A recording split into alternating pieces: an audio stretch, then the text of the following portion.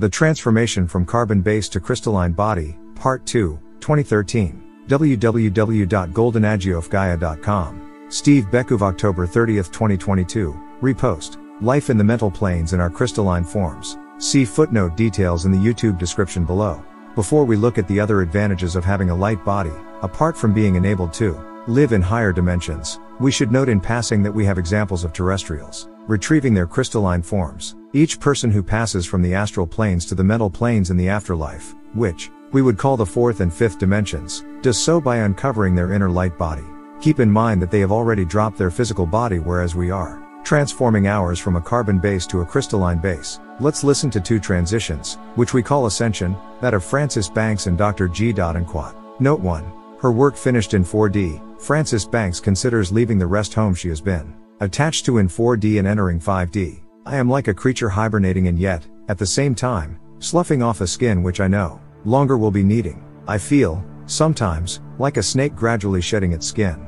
These coils of lower density are slipping away from me. I am emerging from regrets of earth, memories, from disillusions, from idealizations which become illusions, ephemeral and of no true worth. I am viewing each piece of skin which peels off from me in its right connection with the true self which it served to obscure. And more I become thankful for the reality which, God be praised, was there beneath the skin, all the time. Quat. Note 2. She continues to observe the dissolution of her astral body. Most people lie down and go to sleep, so to speak, during this process, but not psychologist Frances. She observes the whole process. I realize that what is passing from me, like sloughing a skin, is insubstantial, impermanent, decomposing, as it drops from me into a dusty nothingness. What is left is essentially light, is reality, is permanent and is true. I call this my new body of light, and that, indeed, is what it truly is. A body of light, not dense and material and dull and heavy as the physical body, not insubstantial, shadowy and unreal as the astral body in which I have been sheltering, but brilliant, ensouled with light, ethereal in that there is no weight, no dragging down into matter, but is enmeshed with color and beauty and form and substance. Is that a difficult conception? You must remember that I am forming this, my spiritual body. Or should I be more correct in saying I am merging into it?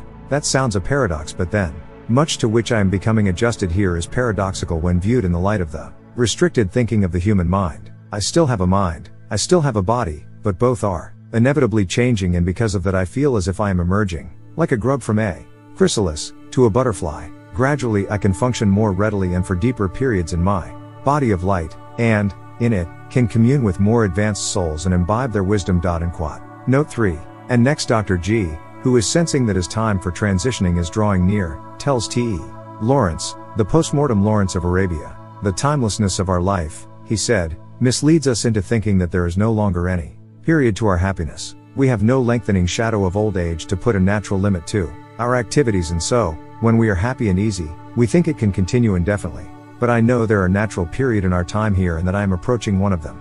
I could perhaps disregard the intimations and stay on here, in the astral plane, but, if I did so, I should be perverting the pattern. So you see, even this paradise may be enjoyed for too long lest it thwart one's proper growth. I am growing old in this astral body and shall soon be done with it. Then I shall go on to explore this wonderful universe on another level, i.e., the mental plane.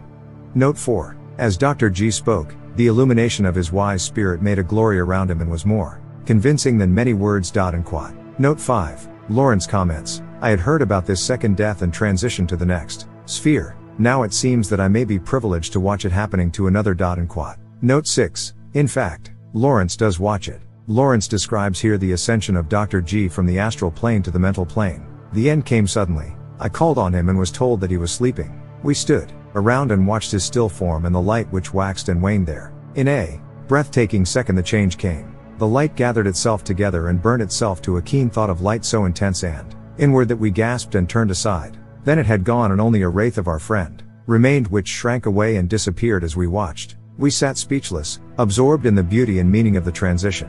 It was long before anyone broke the silence, and then one said, I have heard that some time is needed for a spirit to get used to the new conditions, just as we needed time to adjust when we first came here, so we must not expect our friend to come to us yet. I suggested that when an interval has elapsed we should meet here again and wait and hope for his coming. We agreed to do this and went off full of thought to our various occupations. Quat. Note 7. Later Dr. G descended to pay Lawrence and his friends a visit. Lawrence describes it. Dr. G has kept his promise to come to us, but he appeared when we were least expecting him. Some few of us were sitting quietly talking when his voice suddenly took up the parable. And as we looked up, startled, we saw the outliness of a form which speedily filled in and took substance, and there he was among us again. He brought with him an exalted air, and we felt his presence as a spiritual baptism, a stream of pure joy absorbed hungrily by our thirsty beings. Light and happiness glowed up in us too, with the pleasure of heightened being. He stayed only a short while, and left us again. Note 8. So this does give us some sense of what life in our crystalline forms will be like for us. Advantages of crystalline body. Obviously the greatest advantage to having a crystalline body is the ability to live in the higher dimensions. Archangel Michael summarizes the situation for ascending ones. The advantage of the crystalline format, rather than the carbon format, he says, is simply because it contains and has the capacity to contain, emit, transmit, and receive greater information, transmission and connectedness. It puts you in a greater position of receptivity and transmission, of sending, of transmitting. Throughout the multiverse, the clarity of who you are. It is the diamond structure that is really known throughout the universe and the multiverse, and it is the return in many ways to the original form that the mother had designed. But with this shift in form to crystalline, what you are able to do is to receive greater clarity. That is the primary gift, but you are also able to hold more energy. You are also able to truly be your multidimensional self, your transdimensional self. It is a vibratory situation where you are able to communicate telepathically and physically, more clearly with your star brothers and sisters and those far beyond, and certainly with us, as well.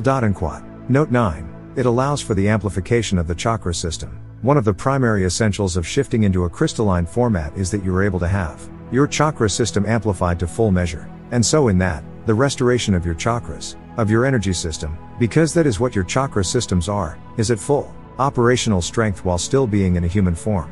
So that is the only reason why the shift is taking place to this, can we say, a different? Yes, many of you think of it as an upgrade, and of course in practical terms it is, because it allows you to operate more fully as yourself. But it is not that the old was not useful and should not be appreciated and honored, because it performed its function in your journey. Note 10. SaLuSa tells us that our crystalline bodies will assure you of having a healthy life, that is, free from the illnesses and disease associated with the low vibrations of the third dimension. Note 11. One day in the future your vibrations will have reached such a high level, that the lower energies will have absolutely no effect upon you. Already your body cells are changing, and when they become crystalline you will untouchable.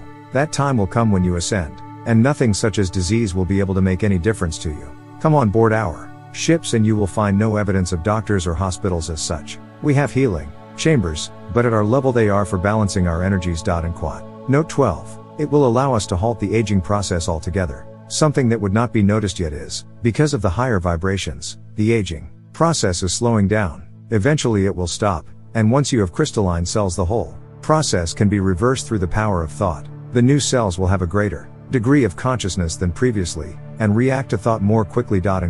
Note 13.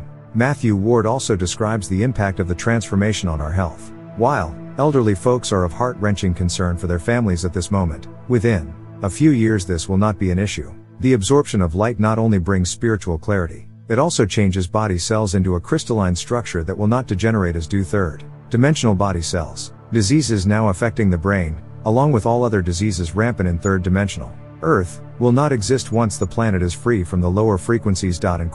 Note 14. They will allow us to change our shape at will. Already in your astral levels that souls pass on to after death, they have sufficient power to present themselves to you as they wish to be seen. This is clearly useful when newly arriving souls meet with others who passed over many, many years before them. In this respect, when you ascend you are not really going to experience something that is completely new to you. Note 15. Tomorrow we'll discuss some of the health issues that the changeover brings. Continued in part 3.